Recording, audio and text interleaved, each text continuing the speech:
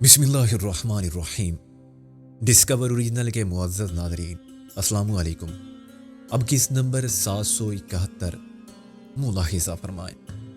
مزید یہ کہ وہ بے خواب بوڑھا ہمارے پیچھے نہیں دوڑا، اور جب اس نے آنکھ تھو کیا تو تھوک تمہارے منہ پر نہیں گرا تھا۔ اسے علم ہوگا غالباً کہ چاند پر تھوکا تو اپنے ہی منہ پر آ جائے گا۔ تھینک یو کہ تم نے مجھے چاند کہا۔ اب اٹھو، معلوم ہے کیا وقت ہے؟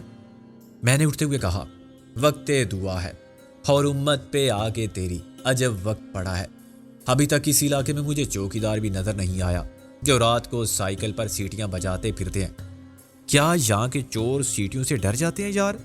میں نے کہا نہیں، وہ چوروں کو خبردار کرتے ہیں کہ ہم یہاں ہیں، تم وہاں اپنی کارروائی جاری رکھو جہاں بھی ہو۔ پھر یہاں سب چور رہتے ہوں گے یا سب کوتوال؟ چیلی نے کہا۔ ہم نے سائیکل وہیں چھوڑ دی۔ آدھی رات کے بعد سائیکل پر ایک مرد اور ایک عورت کا ڈبل سواری کرنا شکوک پیدا کر سکتا تھا، اور جو ہمیں دیکھتے وہ ہمارا اولیا نہ بولتے۔ پیدل چلنے میں کسی سے لفٹ ملنے کا امکان تھا، مگر یہ عجیب سنسان علاقہ تھا جہاں سڑکوں اور گلیوں میں مکمل سناٹا تھا۔ غور کرنے پر مجھے اس کا محل وقوع سمجھ میں آیا۔ ہم دماغی امراض کے شفا خانے عرف عام میں پاگل خانے کے پیچھے کی آبادی میں تھے۔ حادثے کی جگہ بہت دور رہ گئی تھی، شاید اب تک پولیس آ گئی ہوگی، کسی نے فون ضرور کیا ہوگا۔ مارا گیا وہ شخص جس کی دیوار توڑ کے گاڑی اندر آ گئی۔ اب پولیس تفتیش کرے گی۔ ایک ٹائر گولی لگنے سے بریسٹ ہوا تھا، ممکن ہے ایک دو حادثے میں مر گئے ہوں، باقی زخمی ہوں گے تو ہاسپٹل لے جائے جائیں گے، اور پولیس انہیں اپنی تحویل میں رکھے گی، ان کا بیان لے گی اور ان سے رشوت لے گی۔ فضل دین کو میں نے صحیح وقت پر اپنا بیان سمجھا دیا تھا، اس طرح وہ بچ جائے گا۔ وہ کیا بتاتا کہ اس نے کس پر گولی چلائی تھی، کیوں چلائی تھی، آلۂ قتل کہاں ہے اور مال کہاں ہے؟ تم کو معلوم ہے میں کیا سوچ رہا تھا؟ میں نے چلتے چلتے کہا، ہاں، تم اس حادثے کے بارے میں سوچ رہے تھے۔ میں نے حیرانی سے کہا، یہ تمہیں کیسے معلوم ہوا؟ اس لیے کہ میں بھی یہی سوچ رہی تھی یار۔ وہ بولی، تمہارا کیا خیال ہے؟ وہ سب مارے گئے ہوں گے؟ یہ خیال کی بات نہیں ہے، زندگی اور موت کا فلسفہ ہے۔ وہی مرے ہوں گے جن کا وقت پورا ہو گیا ہوگا۔ میں نے کہا، مارنا تو وہ مجھے اور تمہیں چاہتے تھے، مگر بقول شاعر، آگاہ اپنی موت سے کوئی بشر نہیں، اور موت تو دور کی بات ہے، آنے والے لمحے کا کچھ پتہ تک نہیں۔ آج ہوٹل سے نکلتے وقت کیا میں تصور کر سکتا تھا کہ ٹھیک 2 گھنٹے بعد تمہیں سائیکل پر آگے بٹھا کے یہاں سے گزروں گا، اور میرے ایک ہاتھ میں 1.5 لاکھ نقد ہوگے، تمہارے پاؤں میں چوری کے جوتے۔ اسی کا نام ہے ایڈونچر۔ میں نے کب سوچا تھا کہ آج ہی اتنا زبردست ایکشن ہوگا۔ بڑا مزہ آیا یار۔ مزہ آتا جب وہ پکڑ لیتے یا پہلے تمہاری لنگڑی کار پر گولی چلا دیتے۔ میں نے کہا، اب آگے کی سوچو، صبح ہونے سے پہلے ہی پولیس نہ پہنچ جائے۔ مسز رستم جی بٹن والا، ہمیں اسی وقت وہاں سے چیک آؤٹ کرنا ہوگا۔ اس وقت؟ اس نے پریشانی سے خود کو دیکھا۔ زبردستی ہمیں کوئی روک تو نہیں سکتا یار، مگر شک ہوگا۔ فرض کرو ہم نہ جائیں واپس، تمہارا سامان بھی تو ہے، بس کپڑے ہیں یا میک اپ کا سامان، پرفیوم وغیرہ، پاسپورٹ اور ضروری کاغذات، نقد رقم، ٹریولر چیک تو میں بیگ میں رکھتی ہوں، اور بیگ میرے کندھے پر ہے۔ میں نے کہا، ویری گڈ، گویا ہم آزاد ہیں کہیں بھی جانے کے لیے۔ ہوٹل میں جانے میں رسک تھا، کوئی پوچھتا کہ یہ حال کیسے ہوا تو کیا بتاتے؟ لوگ سمجھتے، خیر جانے دو، بری بات ہے۔ کیا سمجھتے لوگ؟ ایسی کی تیسی لوگوں کی، مجھے بتاؤ۔ یہی کہ شاید میں نے دست درازی کی ہوگی، اور تمہارا بھی کیا بھروسہ کسی کے ورگلانے میں آ کے میرے خلاف بیان دینے پر راضی ہو جاتی۔ شٹ اپ، تم ایسا سمجھتے ہو مجھے؟ میں نے کہا، میں تمہیں سمجھتا ہی کہاں ہوں، بلکہ عقل مند تو کہتے ہیں کہ جو عورت کو سمجھنے کا دعویٰ کرے وہ سب سے بڑا احمق۔ تم نے رابعہ کا رویہ دیکھا تھا؟ ہم اب جا رہے ہیں غالب اور نازو کی طرف، تم نازو کا رویہ بھی دیکھنا۔ مجھے دعویٰ ہے کہ میں اسے سمجھتا ہوں اور وہ مجھے جانتی ہے۔ رات کے 2 بجے ہم جیل روڈ پر پہنچے، جہاں سے اکا دکا گاڑیاں گزر رہی تھیں۔ ان میں ٹیکسی کوئی نہیں تھی، اور پہلی 2 گاڑیاں میرے اشارے کو نظر انداز کر کے گزر گئی تھی۔ ایک میں عورتیں اور بچے بھرے ہوئے تھے، دوسری خود ایک عورت چلا رہی تھی اور لفٹ دینے کا رسک نہیں لے سکتی تھی۔ تیسری گاڑی میں ایک خوبصورت مہذب جوڑا تھا، وہ نئے شادی شدہ تھے یا پھر ہم جیسے آوارہ گرد۔ انہوں نے ہمیں پیچھے بٹھا لیا۔ حسب توقع عورت نے ہماری حالت زار کے بارے میں تجسس کا مظاہرہ کیا۔ میں نے اسے دل گداز کہانی سنائی کہ ہم گھر سے ریلوے اسٹیشن جانے کے لیے نکلے تھے، مگر راستے میں ٹیکسی کا حادثہ ہو گیا۔ دراصل ڈرائیور کی نظر کمزور تھی اور وہ چشمہ گھر بھولایا تھا۔ وہ چشمہ لینے گھر جا رہا تھا کہ ہم نے روک لیا۔ کوئی 1 فرلانگ کے بعد نہ جانے کہاں سے سڑک کے بیچ میں بھینس آ گئی، مگر وہ کتا سمجھا۔ اس نے سائیڈ سے نکالنے کی کوشش کی اور بھینس نے مشتعل ہو کے ٹکر ماری۔ اس کی گاڑی کا ریڈیٹر اور چشمہ ٹوٹ گیا۔ گاڑی کا نہیں، اس کا۔ عورت بولی، مگر تم نے ابھی کہا تھا کہ وہ چشمہ بھول آیا تھا۔ ہاں، اس کی دور کی نظر بھی کمزور تھی اور قریب کی بھی۔ الگ الگ چشمے تھے۔ وہ دور دیکھنے والا چشمہ بھولا تھا، قریب دیکھنے والا چشمہ گاڑی میں موجود تھا، وہ لگا لیا تھا اس نے۔ مرد نے اسٹیشن کے قریب گاڑی روک کے مجھے زہریلی نظروں سے گھورا۔ اس پر یقیناً میری کہانی کا خاطر خواہ اثر نہیں ہوا تھا، جبکہ عورت تقریباً آپ دیدہ تھی۔ مرد غالباً سنگ دل اس لیے مشہور ہے۔ میں نے بھی اس کا شکریہ ادا نہیں کیا کیونکہ اس نے میری بات کا نہیں کیا تھا۔ یہ اخلاقی فریضہ شیلی نے سر انجام دیا، مگر بات نہیں بنی۔ عورت نے شیلی کے اترنے کے بعد روشنی میں دیکھا تو اسے ایک بڑی اور ایک چھوٹی چپل نظر آ گئی، ایک مردانہ، ایک زنانہ۔ ظاہر ہے کہ گھر سے ریلوے اسٹیشن جانے کے لیے روانہ ہوتے وقت کوئی عورت ایسی غلطی نہیں کرتی اور ٹکر بھینس سے ہو یا کتے سے حادثے کے نتیجے میں چپل نہیں بدلتی۔ جب ہم وہاں سے ٹیکسی لے کر روانہ ہوئے تو میں نے کہا، ڈاکٹر شیلی، انہوں نے یقین نہیں کیا ہم پر۔ کتنے افسوس کی بات ہے، دنیا سے اعتبار اٹھ گیا ہے۔ ہاں یار، کیسے گھور رہی تھی وہ عورت۔ آخر ہماری کیا غلطی تھی؟ بس ہم جھوٹ نہیں بول سکتے، پریکٹس جو نہیں ہے۔ میں نے کہا، اور تم نے اگر غلطی سے ایک مردانہ اور ایک زنانہ سلیپر پہن لیا تو کیا ہوا؟ ہر شخص کو اس آزاد ملک کے آزاد شہری کی حیثیت سے یہ آزادی تو ہے۔ حسب توقع زیادہ بڑی مصیبت ہماری منتظر تھی۔ میں نے ٹیکسی والے کو ایک گلی کے پیچھے ہی رخصت کر دیا تھا۔ میں نے وقار یوسف کے گھر کی کال بیل بجائی تو غالب برآمد ہوا۔ آئیے، تشریف لائیے، بالکل صحیح وقت پر آئے آپ، اس نے دروازہ کھول کر کہا۔ میں کہہ رہا تھا نازو سے کہ سکندر نے 2:30 بجے کا وقت دیا ہے تو 2:30 بجے ہی آئے گا۔ نازو نے دروازے کے پیچھے سے سر نکالا۔ وہی ہے، میں نے کہا تھا کہ آدھی رات کے بعد بھلا کون آ سکتا ہے؟ خیر سے بدھو گھر کو آئے۔ میں نے پوٹلی اسے تھما کے کہا، لڑکی، یہ ہم پر ذاتی عملہ ہے اور بڑا رقیق قسم کا۔ ہم بدھو نہیں ہیں اور نہ یہ گھر ہے ہمارا۔ نازو نے بڑی چبھتی نظروں سے میرا اور پھر شیلی کا جائزہ لیا۔ بالکل صحیح فرمایا آپ نے، یہ تو ہوٹل ہے، آپ نے عزت بخشی ہمیں، فرمائیے اس قسم کا کمرہ چاہیے۔ غالب نے کہا، اور آپ بدھو نہیں، ماشاءاللہ اتنے سیانے ہیں، خیر سے کوئی مار کا سر کر کے لوٹے ہیں۔ اس تنزیہ گفتگو سے شیلی کی پوزیشن زیادہ خراب ہو رہی تھی، لیکن میں نے اسے پہلے ہی خبردار کر دیا تھا کہ اس کا استقبال کرنے والوں کا رویہ اچھا نہیں ہوگا۔ اس کی ظاہری حالت بھی ایسی تھی کہ تیری صبح کہہ رہی ہے تیری رات کا فسانہ، مگر سمجھنے والے غلط سمجھ رہے تھے اور وہ بلا وجہ مجرم محسوس کر رہی تھی۔ میں نے کہا، مرزا جی، ہم اس وقت جامپڑ مار کے تمہارا دماغ درست کرنے کے موڈ میں نہیں ہیں۔ صبح دم دنگا فساد شرفا کا شیوا نہیں، بعد میں تمہیں دندا شکن جواب دیں گے یا تمہارے دانت کھٹے کریں گے۔ غالب نے کہا، اتفاق سے ہم اس کے برعکس سوچ رہے ہیں۔ میں نے کہا، یار، میں نے ڈاکٹر شیلی سے کہا تھا کہ تم بڑے با اخلاق لوگ ہو اور صورت بری صحیح، دل کے برے نہیں ہو، کچھ تو میرے جھوٹ کا خیال کرو۔ یہ بہت تھکی ہوئی ہیں، انہیں اندر لے جاؤ۔ غالب نے نازو کو ڈانٹا، اتنی دیر سے میں اور کیا کہہ رہا ہوں، مگر اس لڑکی میں نہ عقل ہے نہ تمیز، بس زبان چلا سکتی ہے۔ نازو نے آنکھیں نکال کے کہا، ہاتھ بھی چلا سکتی ہوں میں، لیکن خیال ہے ڈاکٹر شیلی کا۔ شیلی نے کہا، نہیں، تم جو کرنا چاہو کرو، میری کوئی بات نہیں یار۔ نازو ہنس پڑی، آپ آ جائیں میرے ساتھ۔ سکندر، یہ کیا تھما دیا مجھے؟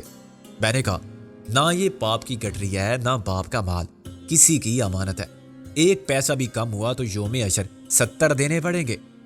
نیت میں فطور ہے تمہاری، غالب نے کہا، اور تمہاری عقل میں بھی فطور ہے۔ نظر میں فطور ہے، نازو نے پلٹ کے کہا۔ ظاہر ہے، فطور نہ ہوتا تو تمہارے ساتھ کیوں جک مارتا، میرا سسر بھوت کیوں ہوتا؟ دیکھو، پھر تم نے مجھے بھوت کی بچی کہا۔ یار سکندر، دیکھ، خواہ مخواہ گلے پڑ رہی ہے، میں نے ایسی کوئی بات کی ہے؟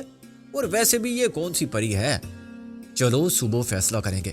میں نے غالب کو ڈرائنگ روم کی طرف کھینچ لیا۔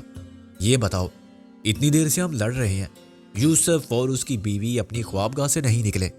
غالب لائٹ جلا کے میرے سامنے بیٹھ گیا۔ وہ خوابگاہ میں نہیں ہے، میں نے جوتے اتار کے ٹانگیں صوفے پر پھیلا دی۔ نیا جوتا ایک انگلی پر کاٹتا رہا۔ تو وہ کہاں ہے پھر؟ غالب نے جواب سے گریز کیا۔ تم دونوں کہاں سے آ رہے ہو؟ میں نے کہا لمبی کہانی ہے، فل آف ایکشن، تمہیں سنانے کے بعد زبردستی بھی کرنی پڑے گی منوانے کے لیے۔ اس وقت میں سونا چاہتا ہوں، شب بخیر۔ غالب نے کہا وقار اور اس کی بیوی گئے ہوئے ہیں نقوی صاحب کے گھر، ہم ابھی کچھ دیر پہلے ہی آئے ہیں ہاسپٹل سے۔ ہاسپٹل سے؟ نقوی صاحب ہاسپٹل میں ہے؟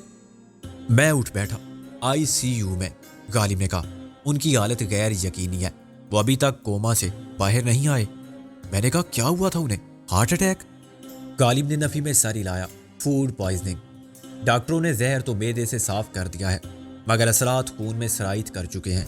سارا خون بدلا گیا ہے لیکن جسم نے پوری طرح قبول نہیں کیا۔ مسلسل اینٹی ریجیکشن دوائیں دی جا رہی ہیں، پھر بھی گردوں کا فنکشن نارمل نہیں ہے۔ میں دم بخود بیٹھا رہا۔ کھانے میں زہر کس نے دیا؟ ابھی کچھ پتہ نہیں، ڈاکٹروں نے کسی کو بھی کچھ بتانے سے صاف انکار کر دیا ہے۔ غالب نے کہا ہو سکتا ہے صبح انہیں لندن روانہ کر دیا جائے، اگر وہ صبح تک زندہ رہے۔ اتنی سیریس بات ہے؟ پولیس نے سارے ملازمین کو گرفتار کر لیا ہے، بہت اونچی سطح پر تحقیقات جاری ہیں۔ غالب نے کہا یہ تو سخت تشویش کی بات ہے، یہ کب ہوا؟ میرا مطلب ہے زہر دینے کا واقعہ۔ انہیں شام 6 بجے داخل کیا گیا ہے، رپورٹ ایک ملازم نے کی تھی۔ غالب نے کہا غالباً انہیں کافی میں زہر دیا گیا ہوگا، وہ شام کو اپنی اسٹڈی میں کافی پیتے تھے، وہیں بے ہوش پڑے ہوئے ملے تھے۔ ملازم اتفاق سے اندر چلا گیا تھا، یہ بتانے کے لیے کہ اسلام آباد سے فون آیا ہے۔ ظاہر ہے کوئی اہم فون ہوگا، ورنہ انہیں کوئی ڈسٹرب نہیں کر سکتا تھا۔ مگر میں نے کہا یہ کام تو ان کے پی اے کا تھا۔ پی اے؟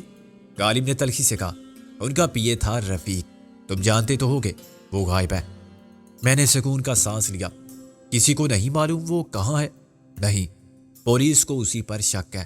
غالب بولا خدا کا شکر ادا کرو یار کہ وقار کو ابھی کچھ معلوم نہیں، نہ اس کی بیوی کو۔ معلوم تو مجھے بھی نہیں تھا، میں سارا دن ہوٹل سے نہیں نکلا تھا۔ اس مصیبت کو یہاں کیوں ساتھ لے آئے وہ بتا دے گی نازو کو، اور نازو کی حد تک ٹھیک ہے۔ اگر وقار کی بیوی کو معلوم ہوا کہ رفیق کا ڈاکٹر شیلی سے خصوصی تعلق تھا اور اس نے درمیان میں کیا پارٹ ادا کیا تھا تو بہت گڑبڑ ہو جائے گی۔ میں اسے منع کر دوں گا، میں نے کمرے میں چکر لگاتے ہوئے کہا۔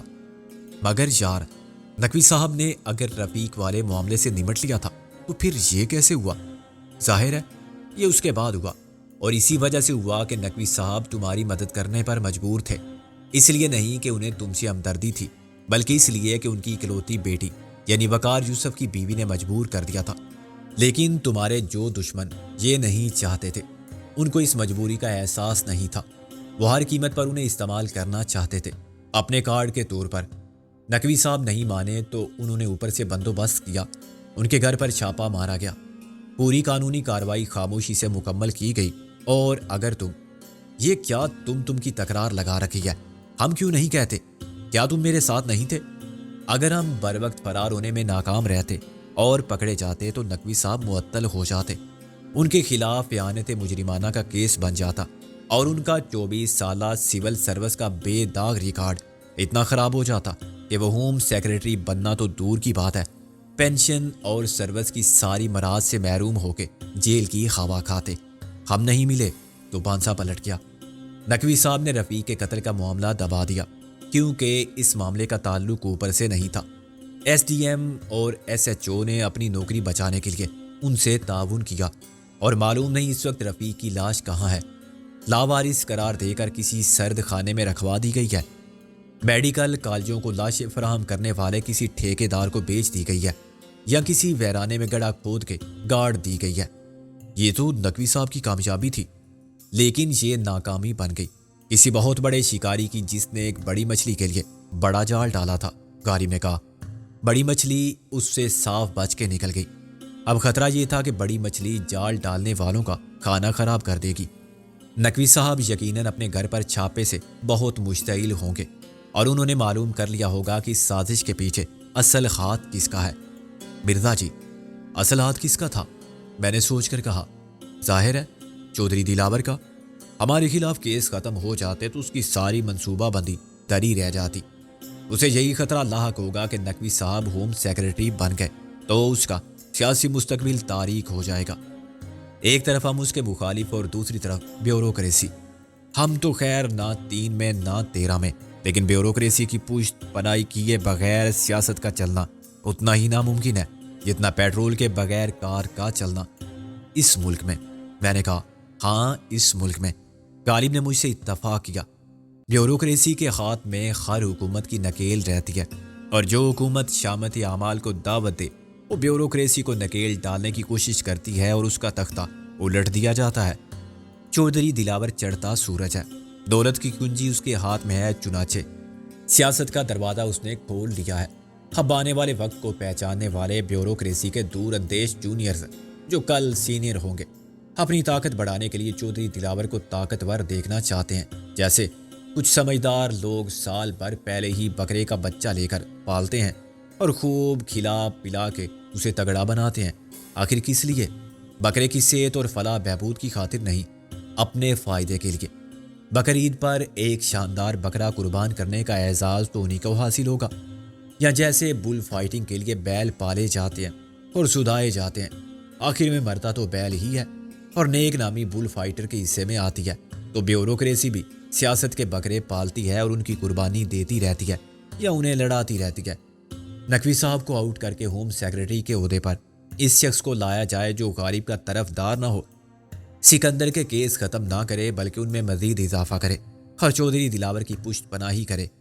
نقوی صاحب کو ذلت اور رسوائی کے ساتھ رخصت کرنے کا منصوبہ ناکام ہو گیا اور ڈر پیدا ہو گیا کہ وہ سازشی عناصر کو رخصت کر دیں گے، تو اس کے سوا چارہ نہ رہا کہ انہیں دنیا ہی سے رخصت کر دیا جائے۔ ابھی یہ کہنا تو مشکل ہے کہ کامیاب کون ہوگا۔ کیا نقوی صاحب کے بچنے کی امید بالکل نہیں ہے؟ یار اس قسم کے کیس میں حقیقت کبھی سامنے نہیں آتی۔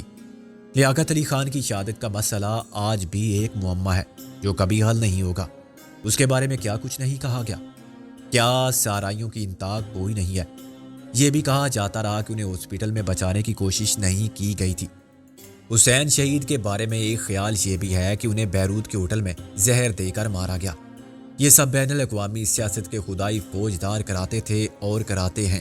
اب کیا معلوم وہ نقوی صاحب کے بارے میں کیا سوچتے ہیں۔ ممکن ہے انہیں ہارٹ اٹیک ہی ہوا ہو، لیکن کیس زہر خورانی کا بنا دیا گیا ہے۔ یا معاملہ اتنا سنگین نہ ہو جتنا ظاہر کیا جا رہا ہے۔ سیاسی خداؤں نے نقوی صاحب کے حق میں فیصلہ دیا تو وہ بچ جائیں گے، ان کے مخالفین غالب رہے تو کہا جائے گا کہ ڈاکٹروں کی بہترین کوشش کے باوجود وہ جاں بر نہ ہو سکے۔ جن کے ہاتھ لمبے ہوں وہ ICU کے اندر بھی منمانی کر سکتے ہیں یا کرا سکتے ہیں۔ یہ پہرا اور داخلے پر پابندی تو ہم جیسوں کے لیے ہے یا اخبار والوں کے لیے جو ہمیشہ سچ کی قرید میں رہتے ہیں۔ خاموشی کے ایک مختصر وقفے کے بعد میں نے کہا، نقوی صاحب کے گھر میں جو کچھ بھی ہوا تھا وہ کس کس کو معلوم ہے؟ ظاہر ہے آپ کے علاوہ آپ کی ڈاکٹر شیلی ہیں اور آپ کی نازو ہیں۔ میں نے کہا اس کے علاوہ؟ نازو بازوں کا حیرت انگیز ذہانت کا مظاہرہ کرتی ہے۔ غالب نے کہا یہ اسی کا مشورہ تھا کہ میں خاموش رہوں، سارے معاملے سے یوں لا علمی کا انداز اختیار کروں جیسے تمہارے ساتھ میں تھا ہی نہیں۔ ایسا چاہنے کی وجہ وہ نہیں چاہتی تھی کہ وقار یوسف کی بیوی کو باپ کی طرف سے پریشانی ہو۔ اس نے تو ہماری ہر موقع پر نیک نیتی سے مدد کی ہے، اور اس نے ضد کر کے باپ سے یہ بات بھی منوا لی تھی کہ تمہیں قانونی الجھنوں کی دلدل سے نکالا جائے۔ اسے کیا اندازہ تھا کہ باپ کے لیے اتنی پریشانیاں پیدا ہوں گی؟ اس کی نیک نیتی میں شک نہیں، لیکن وہ سمجھتی کہ اس کے باپ کی اس رسوائی اور مصیبت کے ذمہ دار ہم ہی ہیں۔ بس نازو کے کہنے پر میں نے خاموشی اختیار کی، نہ وقار یوسف کو کچھ بتایا، نہ رابعہ کو اور منظر کو۔ اگر نقوی صاحب خود بیٹی سے بات کرتے اور کہتے کہ تمہاری ضد کی وجہ سے مجھے یہ دن دیکھنا پڑا، تمہارے دوستوں اور مہمانوں کی حرکتوں کا خمیازہ میں نے بھگتا، اور مجسٹریٹ کے ساتھ چھاپا مارا گیا میرے گھر پر، کھانہ تلاشی ہوئی، اتنی بے عزتی کا میں تصور بھی نہیں کر سکتا تھا، لیکن انہوں نے بھی کسی سے کچھ نہیں کہا۔ میں نے کہا چلو یہ اچھا ہی ہوا، اب وقار یوسف کی بیوی کو اپنے ابا پر قاتلانہ حملے کے سیاسی پس منظر کا علم نہیں ہوگا۔ وہ رفیق پر ہی شک کرتی رہے گی جو غائب ہے، یا پھر نوکروں پر۔ میری، تمہاری اور ڈاکٹر شیلی کی پوزیشن خراب نہیں ہوگی۔ ڈاکٹر شیلی کی پوزیشن پہلے ہی سے خراب ہے اور خراب رہے گی۔ خواتین کا متفقہ فیصلہ ہے کہ اس کو تم نے جان بوجھ کے لفٹ دی اور شیلی نے غلط فہمیاں پیدا کر کے صورتحال سے فائدہ اٹھایا۔ یہ غلط ہے۔ رابعہ کے طرز عمل کو بھی دیکھو۔ ایک غلطی کا جواب دوسری غلطی نہیں ہوتی۔ رابعہ کو سمجھایا جا سکتا تھا، وہ خود بھی سمجھ لیتی کہ اس کا اس طرح کا رویہ نہیں چلے گا۔ اسے اپنی ذاتی خواہشات اور تمہارے عزائم کے درمیان کوئی سمجھوتے کی راہ نکالنی پڑے گی۔ غالب نے کہا، شیلی نے اس کے امکانات کو معدوم کر دیا ہے۔ میں سمجھتا ہوں، اب میرے معاملات میں بہتری کی امید کوئی نہیں رہی۔ میں نے مایوسی سے کہا، میرے لیے قانونی مسائل سنگین سے سنگین تر ہوتے جائیں گے۔ میں چودھری دلاور کی شرائط پر اس سے صلح نہیں کر سکتا اور وہ مجھے برداشت نہیں کر سکتا۔ پھر کیا سوچا ہے آپ نے؟ وہی جو میں پہلے بھی بتا چکا ہوں، مجھے روپوش ہو جانا چاہیے، یعنی شیلی کے ساتھ لندن چلا جانا چاہیے۔ غالب نے تن سے کہا، وقتی طور پر، مگر اس کے بعد میری روپوشی ختم نہیں ہوگی، میں ہمیشہ کے لیے غائب۔ میں نے کہا، نہ ہوگا بانس، یعنی یہ خاکسار، اور نہ بجے گی بانسری، یعنی یہ مصیبت ختم۔ ایک فلمی شعر کے مطابق، ہمارے دم سے ہے ہر غم، نہ ہم ہوں گے نہ غم ہوگا۔ خودکشی کا ارادہ ہے؟ سبحان اللہ، نیک کام میں دیر کیسی؟ فرمائیے کیا حاضر کروں؟ سینکیا، خنجر آبدار۔ میں نے کہا، کیا شیلی واقعی سو گئی ہے؟ غالب اندر گیا اور واپس آ کے تصدیق کی کہ شیلی اور نازو واقعی ہی سو رہی ہیں۔ اسے تازہ ترین واقعات اور میری پلاننگ سے آگاہ کرنا بھی ضروری تھا۔ تھکن کے باعث نیند کی خواہش بھی شدید تھی۔ غالب نے نقوی صاحب کے گھر فون کیا۔ وقار یوسف کی بیوی کا ہاسپٹل سے براہ راست رابطہ تھا۔ اس نے بتایا کہ صورتحال جوں کی توں ہے اور ڈاکٹر ابھی ان کی حالت کو خطرے سے باہر قرار نہیں دیتے۔ اگلے 24 گھنٹے اہم ہیں۔ میں نے بھی وقار یوسف کی بیوی سے بات کی اور اسے تسلی دی کہ وہ فکر نہ کرے، انہیں بہترین طبی سہولیات حاصل ہیں، اور آج کل تو میڈیکل سائنس کی جدید ترین تحقیق سے پاکستان میں بھی ان امراض کا علاج ممکن ہے جو پہلے ناقابل علاج تھے۔ یہ تو کوئی مسئلہ ہی نہیں ہے۔ ظاہر ہے میں نے کسی یقین کے بغیر جھوٹ بولا، مگر سچ نہ مجھے معلوم تھا اور نہ مجھ میں بولنے کی ہمت تھی۔ یہ ایک رسمی اخلاقی فریضہ تھا جو میں نے ادا کیا۔ ایسے وقت میں آدمی جذباتی ساروں پر انحصار کرتا ہے۔ ہمدردی، غم گساری کے الفاظ اسے کھوکھلے محسوس نہیں ہوتے۔ وہ یقین کرنا چاہتا ہے، چنانچہ مان لیتا ہے کہ واقعی۔ اس نے مجھ سے بھی پوچھا کہ سکندر بھائی آپ کہاں تھے؟ ہم سب آپ کو مطلع کرنا چاہتے تھے۔ میں نے ٹال دیا کہ میں اپنے مسائل میں الجھا ہوا تھا، لیکن فی الحال تم میری فکر مت کرو، اپنا خیال رکھو۔ جاگنے سے کیا فائدہ؟ سو جاؤ، اللہ سب ٹھیک کرے گا۔ اس نے کہا، وقار بھی یہی کہتے ہیں، مگر میں کیا کروں، نیند نہیں آتی۔